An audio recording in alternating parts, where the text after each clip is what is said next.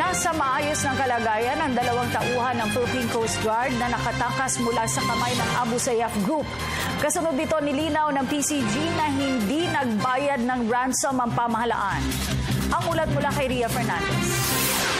Nasa kustodiya na ng Marine sa Sulu sina Seaman First Class Rodlin Pagaling at Seaman Second Class Gringo Villaruz ng Philippine Coast Guard matapos makaligtas mula sa mga kamay ng mga mambibihag na miyembro ng rebeldeng grupong Abu Sayyaf. Maayos naman sila. Yung isa kanina, sabi ay tinitreat sa hospital pero hindi naman mabigat yung mga galos-galos lang. Kinlaro ni Balilo na hindi nagbayad ng ransom ang pamahalaan para sa paglaya ng kanilang mga tauhan.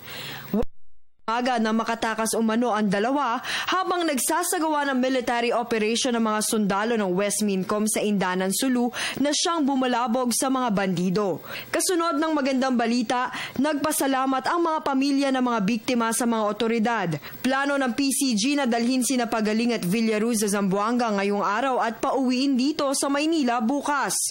Mayo 4 nang mapabalitang bihag ng Abu Sayyaf ang dalawa kasama ang barangay captain ng Aligway, Zamboanga del Norte na si Rodolfo Boligao. Sa kasamaang palad, natagpuan ang pugot na ulo at katawan ni Boligao nitong nakaraang linggo sa Maimbung, Sulu.